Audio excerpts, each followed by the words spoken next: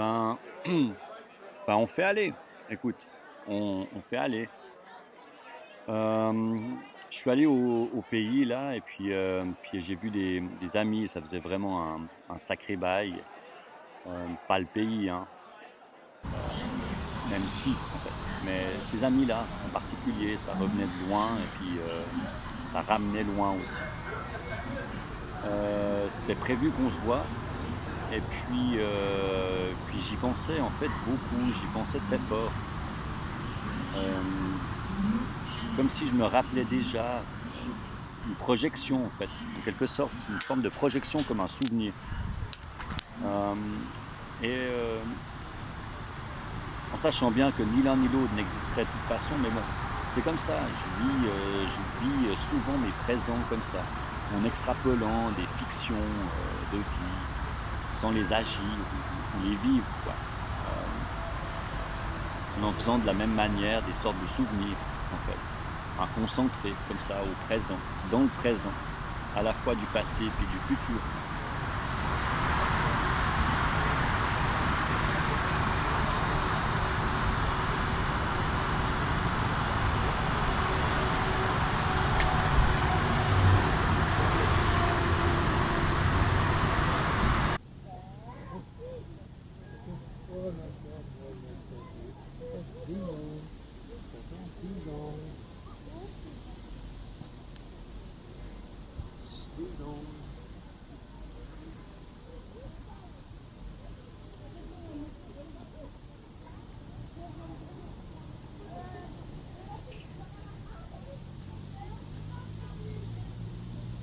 Euh, ouais, j'extrapole mes manques, en fait. Les gens qui me manquent, je les, euh, je les visualise et puis je nous imagine. Voilà. C'est pour ça que je parle à la fois de projection puis de souvenir, puis tout ça au présent. Mais c'est pas vraiment le truc dont je voulais te parler. Je parlais de ses amis, de ses projections souvenirs, la fiction dont je m'en faisais, et puis, enfin, c'est surtout la réalité comme résidu en fait de cette fiction qui m'intéresse. Parce que c'est vraiment de la fiction, mais qu'est-ce qu'il y a de réel à l'intérieur de ce truc en fait, de cette histoire. Ce résidu, enfin, tout ça, ça m'intéresse parce que ça me touche en fait. Euh, Ça me parle, c'est une réalité réelle qui me réchauffe. Euh, et en quelque sorte, la seule chose qui lie la projection souvenir et la réalité, bah, ce sont les voix de mes potes en fait.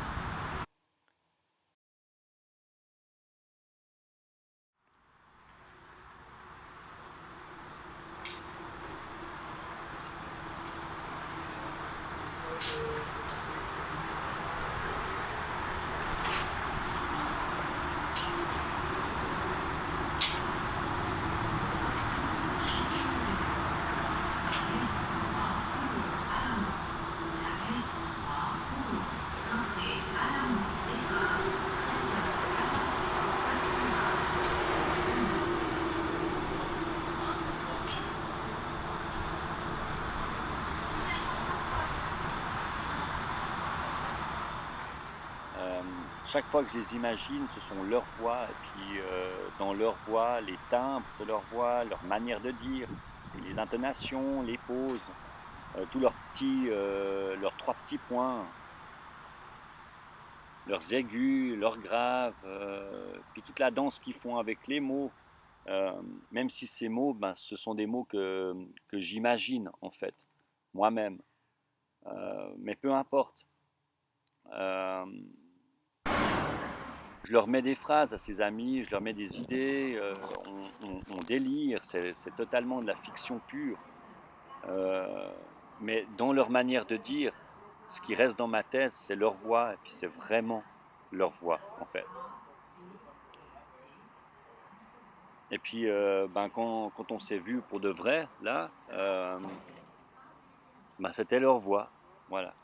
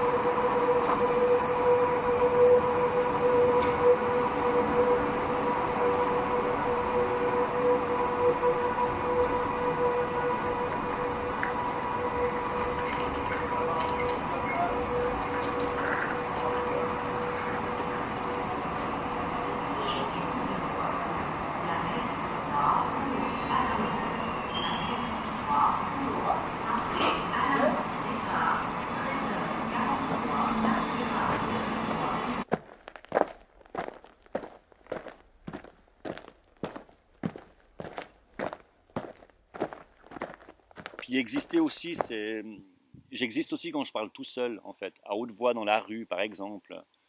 Ça m'arrive, puis je trouve ça parfaitement normal. Euh, Quand je parle tout seul, enfin, quand je parle tout seul, non, quand je remercie ou j'encourage mes légumes, euh, ou les fruits dans mon jardin. Tu vois, d'une certaine manière, le monde, il ne doit pas trop voir que j'existe. J'ai pas envie que le monde autour de moi voit que j'existe.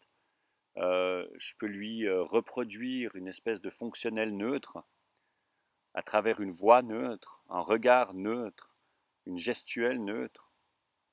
Mais je veux pas, voilà, je veux pas qu'il sache que j'existe. J'existe pour, euh, pour les miens, en fait, même si j'aime vraiment pas ce truc, les miens, comme s'il y avait un truc de possession, pour les gens qui sont proches de moi. Et puis j'aime exister pour les animaux, pour les poilus, pour mes tomates. Donc je leur parle ma langue, en fait. C'est ça le truc. Ils sont à la fois temporellement et puis spatialement présents. Même après la mort. Tu vois, je sais pas qui partira en premier. Potes, moi je les connais depuis ma prime adolescence. Bah, si c'est moi, c'est moi, c'est les entendre dans ma tête. Et puis, bah, si c'est les mettre dans des mots, que j'aime, les mettre dans des phrases. Sa voix, aussi entendre son accent, surtout son accent. C'est aussi entendre mon passé, c'est aussi entendre ce moment. Restera dans ma tête. C'est non seulement y être, mais l'être.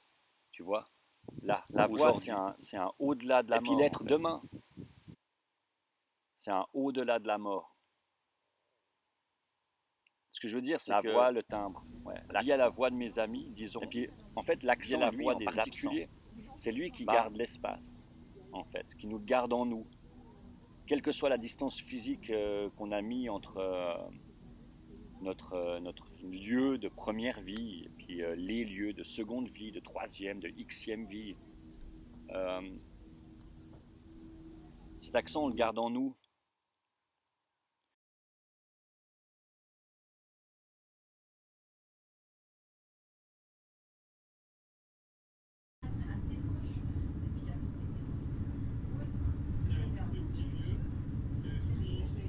Ou alors on s'en débarrasse, on neutralise totalement parce qu'on a absolument haï notre vie première, notre origine, mais d'une manière ou d'une autre, on en fait quelque chose.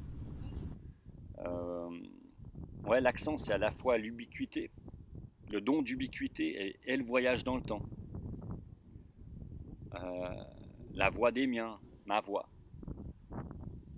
L'accent, c'est la porte absolue pour voyager dans le temps.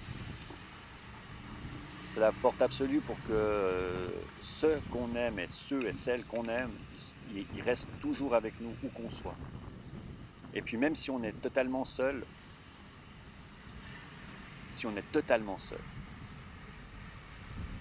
le fait de mettre cet accent à haute voix, comme ça, dans sa bouche, ça nous relie à tout ce qu'on était, à tout ce qu'on a aimé.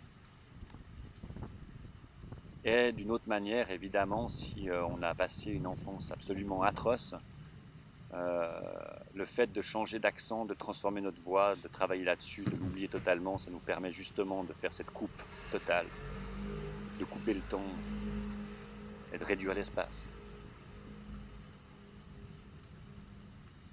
Ouais.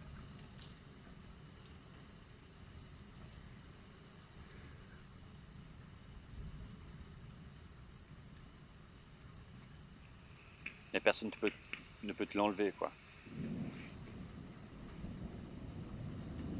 C'est à la fois être ici et maintenant, tout en étant hier et demain, tout en étant là et ailleurs.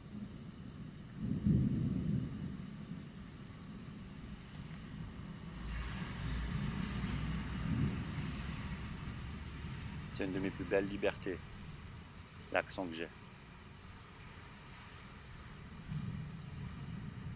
Il y a un pouvoir incroyable.